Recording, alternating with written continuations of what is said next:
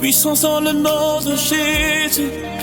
La puissance dans le nom de Yahvé.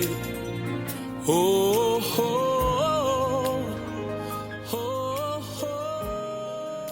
La puissance dans le nom.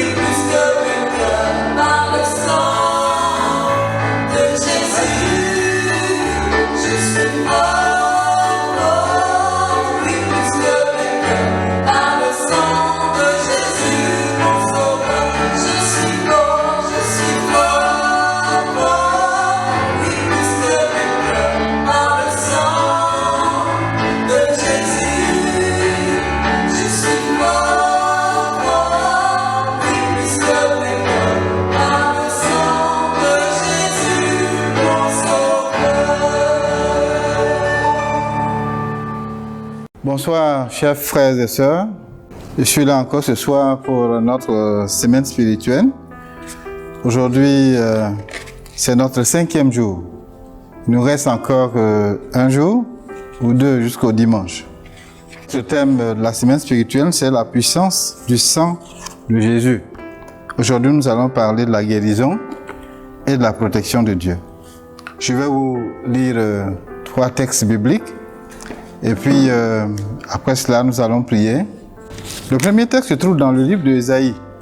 Ésaïe 53, versets 3 à 5. Ésaïe 53, 3 à 5. Je lis pour vous. Méprisé et abandonné des hommes, homme de douleur et habitué à la souffrance, semblable à celui dont on détourne le visage. Nous l'avons dédaigné, nous n'avons fait de lui aucun cas. Cependant, ce sont nos souffrances qu'il a portées. Ce sont nos douleurs qu'il s'est chargé. Et nous l'avons considéré comme puni, frappé de Dieu et humilié. Mais il était blessé pour nos péchés, brisé pour nos iniquités. Et le châtiment qui nous donne la paix est tombé sur lui.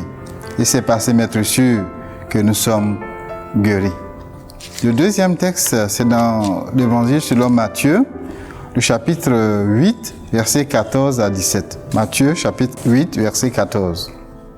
Jésus se rendit ensuite à la maison de Pierre, dont il vit la belle-mère couchée et ayant la fièvre. Il toucha sa main et la fièvre la quitta. Puis elle se leva et le servit. Le soir, on amena auprès de Jésus plusieurs démoniaques. Il chassa les esprits par sa parole et il guérit tous les malades, afin que s'accomplisse ce qui avait été annoncé par Isaïe, le prophète. Il a pris nos infirmités et s'est chargé de nos maladies. Le troisième texte se trouve dans le Nouveau Testament, dans le livre de Jacques. L'épître de Jacques, le chapitre 5, je lis à partir du verset 13 jusqu'au verset 16. Il a dit ceci. Quelqu'un parmi vous est-il dans la souffrance? Qu'il prie. Quelqu'un est-il dans la joie? Qu'il chante des cantiques. Quelqu'un parmi vous est-il malade? Qu'il appelle les anciens de l'Église et que les anciens prient pour lui en l'oignant d'huile au nom du Seigneur. La prière de la foi sauvera le malade et le Seigneur le relèvera. Et s'il a commis des péchés, ils lui seront pardonnés. Confessez donc vos péchés les uns aux autres, priez les uns pour les autres afin que vous soyez guéris. La prière puissante du juste a une grande efficacité. Seigneur, nous avons lu ta parole. Nous parlons encore aujourd'hui de la puissance qui est dans le sang de Jésus. Jésus, notre grand médecin, Jésus qui nous guérit et qui nous protège. Instruis-nous, Seigneur, ce soir, au nom de Jésus. Amen. Pour donner le plan de notre réflexion de ce soir, que vous puissiez suivre avec moi, je vais essayer de définir la guérison. Et puis ensuite, je vais parler un peu des causes, qu'est-ce qui cause les maladies, comment Dieu nous guérit, et puis ensuite la souveraineté de Dieu. Ça, c'est le grand 1, le grand 2. Je vais parler de la protection de Dieu, et puis ensuite, en quoi est-ce que nous avons besoin que Dieu nous protège et comment il nous protège en fait. Et puis, on va parler de la souveraineté de Dieu, et nous allons conclure. Ceci dit, la guérison, qu'est-ce que c'est? La guérison, c'est recouvrer la santé, tout simplement. Cette santé peut être physique, elle peut être mentale, ou elle peut être spirituelle. Donc la maladie est une défaillance dans notre organisme, dans le fonctionnement humain tel que le Créateur l'a voulu. Quelles sont les causes de la maladie? Je vous donne au moins 6 raisons. La première, c'est la chute de la race humaine. Dieu a bien dit à Adam et Ève, le jour où tu vas manger sur table, tu vas mourir. C'est de là-bas que sont venues toutes les autres maladies, toutes les autres souffrances et même la mort physique. Et la Bible dit dans Romains chapitre 3, verset 23, le salaire du péché, c'est la mort. Donc la maladie qui conduit à la mort. C'est la première raison fondamentale. Et la deuxième, donc la première, c'est la chute de l'homme. La deuxième, c'est le péché. Le péché, c'est quoi? C'est quand on fait ce qu'on veut au lieu de faire ce que Dieu veut. Nous-mêmes, souvent on remet tout au péché d'Adam. Mais tout n'est pas attaché au péché d'Adam. Nous-mêmes, chaque jour, nous commettons des péchés. Et les péchés que nous commettons peuvent provoquer des maladies. Que nous soyons chrétiens, que nous soyons des païens. Ça, c'est la deuxième raison. Quelles sont les causes de la maladie? Troisième raison, c'est la négligence. C'est le manque d'entretien de notre corps, de notre âme et de notre esprit. Tout ce qui vit a besoin d'être entretenu. Mais négliger d'entretenir notre être occasionne des maladies. La quatrième cause des maladies, ce sont les accidents. Ça peut être un accident physique, des accidents émotionnels, mais des accidents spirituels. Je ne vais pas m'étendre là, mais je parle tout simplement des accidents. Surtout, je parle des accidents physiques. La cinquième raison qui occasionne la maladie, c'est la vieillesse. Dieu a dit, si tu manges ce table, tu vas mourir, tu vas devenir mortel, sujet à la mort. Et depuis cela, nous naissons, nous grandissons et nous commençons à nous affaiblir. Et voilà la vieillesse, voilà la mort. Et enfin, la sixième raison que j'avance comme étant cause des maladies, ce sont les démons. Les démons sont comme des microbes qui nous infectent. Les démons infectent notre âme, infectent notre esprit et peuvent nous rendre malades. Donc il suffit d'une ouverture, de même que par une plaie sur notre main ou sur notre pied, des microbes peuvent y entrer et créer des maladies. De même également, quand nous avons des mauvaises actions qui créent des ouvertures en nous, dans notre esprit, les démons s'infiltrent et peuvent nous provoquer des maladies. Donc voici donc listé quelques causes des maladies. Maintenant, la deuxième question, comment Dieu nous guérit? Là aussi, je vais avancer au moins 5 façons que Dieu utilise pour nous guérir. La première façon, la première chose que Dieu utilise pour nous guérir, c'est bien sûr la rédemption en Jésus-Christ. Quand Jésus est mort à la croix de Golgotha, son sang qui a coulé, la Bible dit c'est le sang de la rédemption. Le texte que nous avons lu dans Ésaïe, le chapitre 53, parle de ça. Il a été mis à mort à cause de nos péchés. Je relis le texte qui dit, dans le verset 5, « Mais il était blessé pour nos péchés, brisé pour nos iniquités. Le châtiment qui nous donne la paix est tombé sur lui, et c'est par ses meurtrissures que nous sommes guéris. » Donc, la guérison passe par la rédemption que Jésus-Christ a acquis pour nous.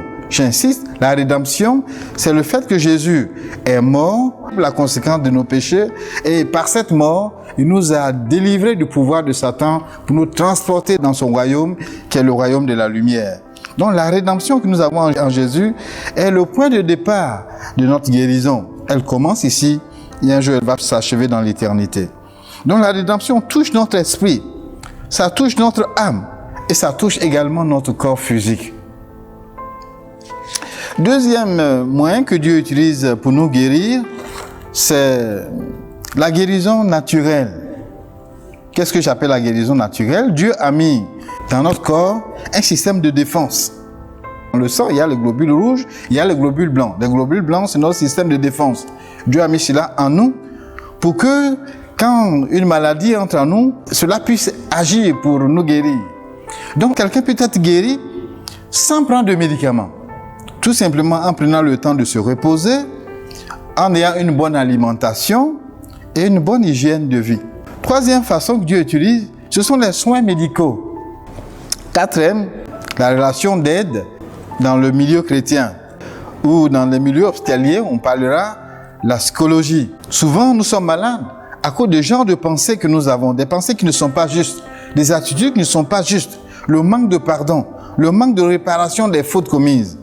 Mais là, par la relation d'aide, c'est-à-dire le pasteur et les hommes de Dieu ont cette formation qui leur permet de vous recevoir, de parler avec vous, de vous aider à réparer les torts, de vous aider à réparer votre manière de penser, de vous aider également à réparer tout ce qui est faux, à pardonner aux autres. Le Seigneur l'utilise aussi pour nous guérir émotionnellement et aussi pour nous guérir spirituellement.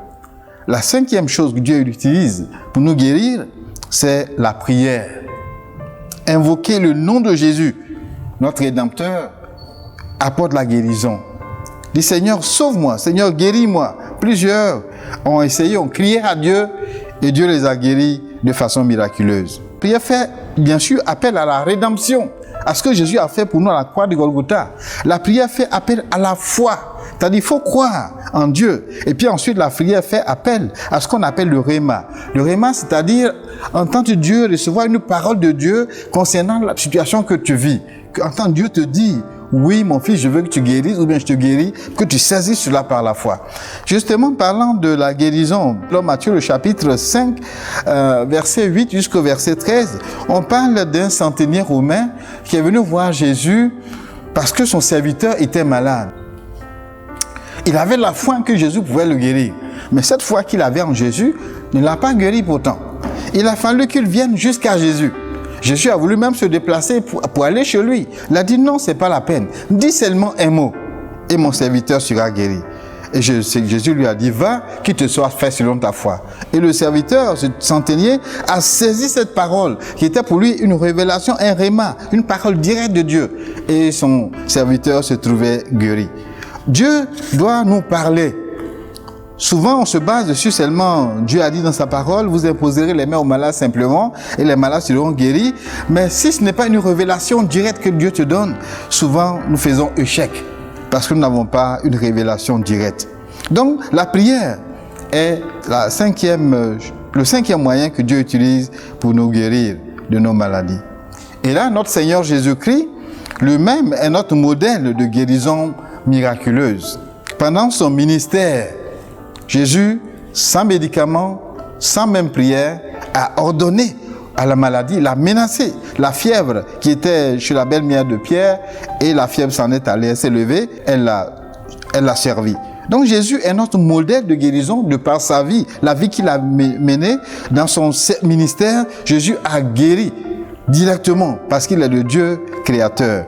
Mais dans Marc, chapitre 15, verset 16. Marc, chapitre 15, verset 16, il a dit, voici les miracles qui vont accompagner ceux qui vont croire. À mon nom, ils vont imposer des mains aux malades et les malades vont guérir. Donc Jésus promet que ceux qui s'attachent à lui, eux aussi vont pouvoir intervenir, faire comme lui l'a fait pour que des personnes guérissent.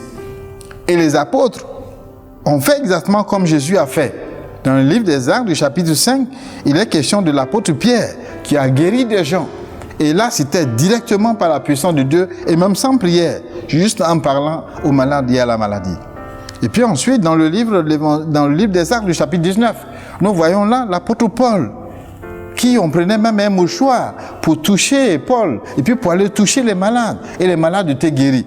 C'était encore là le miracle de la guérison sans prière et sans intervention humaine, mais intervention divine. Et dans le livre de Jacques, que nous avons lu au début, Jacques nous dit, quelqu'un parmi vous est-il souffrant? Qu'il prie. Quelqu'un parmi vous est-il malade? Qu'il appelle les anciens, que les anciens lui fassent une onction d'huile et prie pour lui. Il dit que la prière de la foi guérira le malade, et s'il a commis des péchés, ses péchés lui seront pardonnés.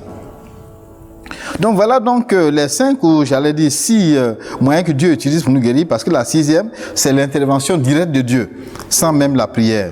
La 6e façon que Dieu a utilisée pour nous guérir. Le point C, c'est la souveraineté de Dieu concernant la guérison.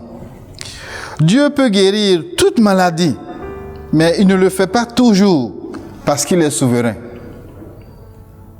Dieu peut guérir toute maladie, je le répète, mais ne guérit pas toujours toute maladie parce qu'il est souverain.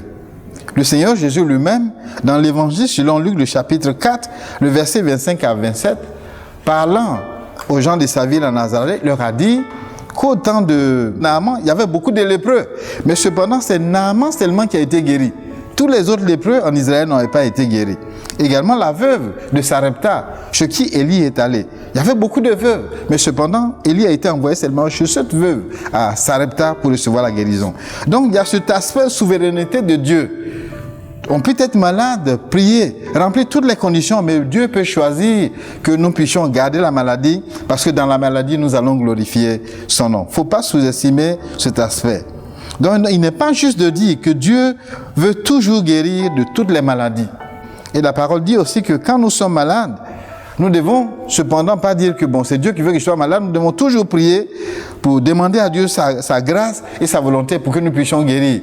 Mais si, comme l'apôtre Paul, nous avons prié 1 fois, 2 fois, 3 fois et que nous ne recevons pas la délivrance, nous pouvons entendre peut-être le Seigneur nous dit « Ma grâce te suffit, car c'est dans ta faiblesse que se manifeste ma puissance. » Grand 2, la protection divine, ou bien la protection par le sang de Jésus.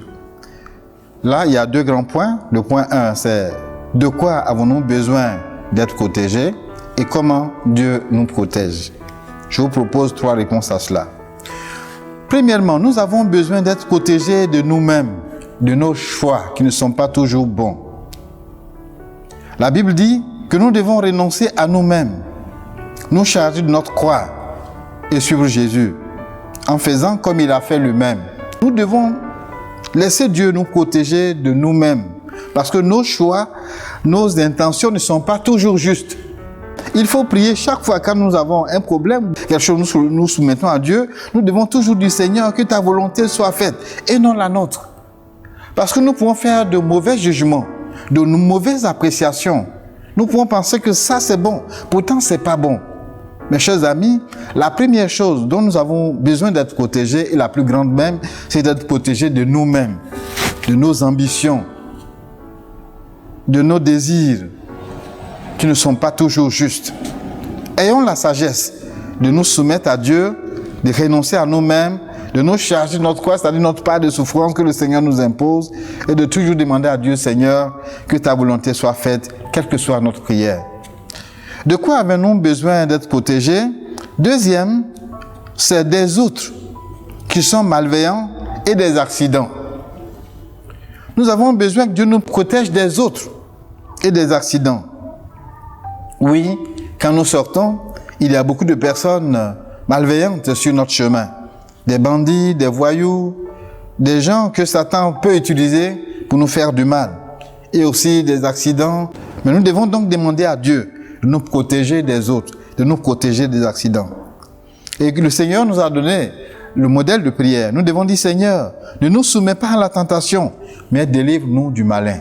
Ça, c'est une prière que nous devons faire pour être protégés des autres et d'être protégés du malin.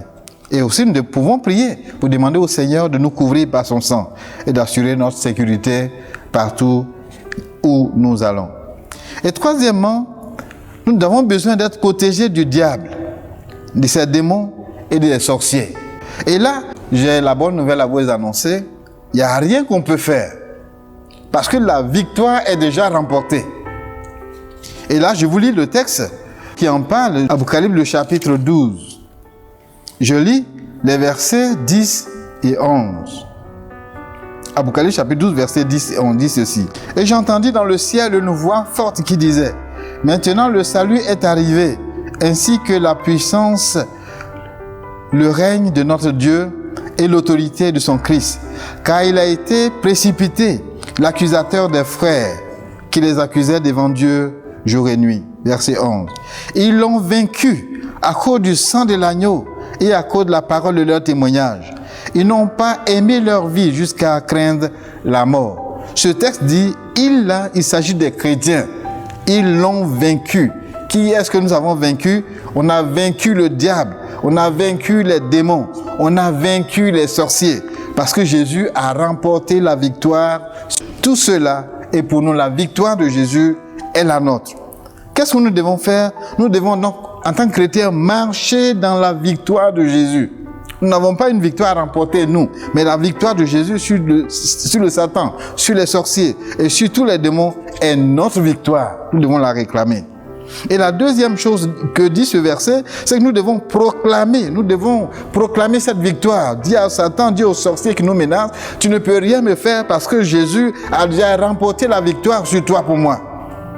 Et enfin, la troisième chose que dit ce verset, nous ne devons pas avoir peur de la mort.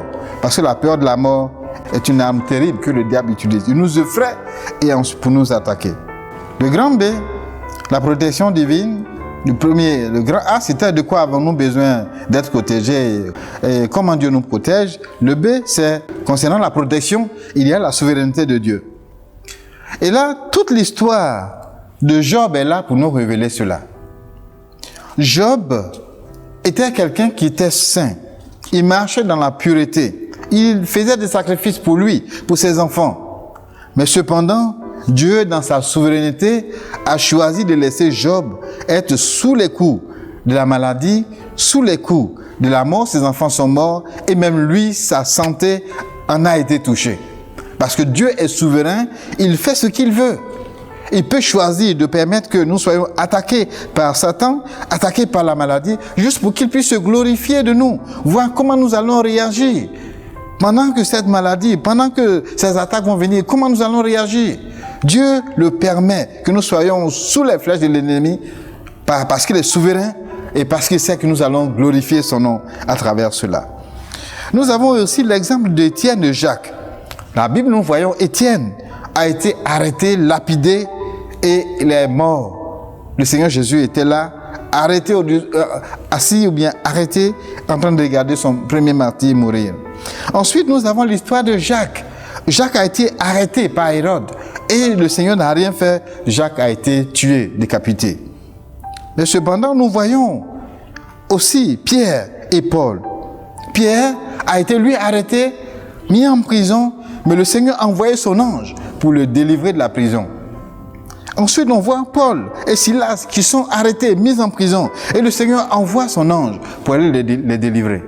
Là, je souligne le fait que Dieu est souverain. Il peut choisir de délivrer un de ses enfants qui est en danger. Il peut choisir de laisser son enfant passer par cette souffrance et même aller jusqu'à la mort. Parce que c'est par là que nous pouvons aussi le glorifier. Donc, concernant la protection de Dieu, Dieu nous protège. Mais il est aussi souverain. Il peut permettre que le malheur nous atteigne pour que son nom soit glorifié. En conclusion, je veux juste dire ceci dans ma conclusion. Quand on lit le psaume 46, versets 1 à 12, je vous encourage à lire le texte. Le psalmiste disait que l'Éternel est son protecteur, quel que soit ce qui arrive. Que les collines soient renversées, qu'il n'y ait plus rien, qu'il y ait beaucoup de malheur autour de lui. Une chose donc qu'il ne veut pas perdre, c'est que l'Éternel est son bouclier, l'Éternel est son protecteur. Dans Ésaïe, le chapitre 53, le verset 5 que j'ai dit, l'Éternel le dit, c'est par les maîtresses du Seigneur Jésus, par ces maîtresses, nous avons été guéris. Et dans l'Évangile selon Jean, le chapitre 6, verset 68, l'apôtre Pierre, a dit ceci. Quand le Seigneur Jésus n'a pas agi, n'a pas dit les choses comme tout le peuple attendait et que tout le monde a commencé à l'abandonner, l'apôtre Pierre a dit, Jésus a les paroles de la vie. Mes chers amis, quel que soit ce qui arrive, que nous soyons malades et que la maladie, nous prions que la maladie ne s'en aille pas, que nous soyons sous les coups de l'ennemi ou que nous soyons attaqués et que nous ordonnons au nom de Jésus que rien ne change. Une chose ne doit jamais nous quitter. Jésus est notre Seigneur, quoi qu'il advienne. Que je peux le servir par ma vie, je peux le servir par ma mort, je peux le servir en bonne santé, je peux le servir dans la maladie. Ce qui est sûr, c'est que le Seigneur prépare pour nous un avenir radieux que rien ne peut nous enlever.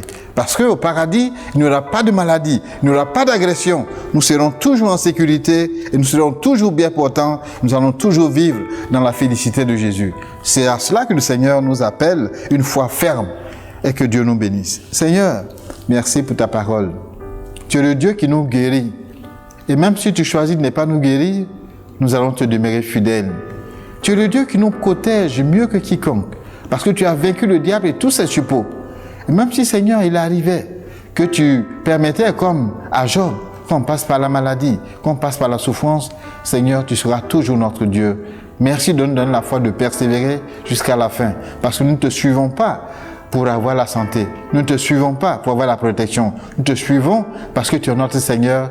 Tu es allé jusqu'à la mort pour nous. Nous sommes prêts à non seulement souffrir, mais aller jusqu'à la mort pour toi. Seigneur, soutiens-nous dans cette résolution. Au nom de Jésus, Amen.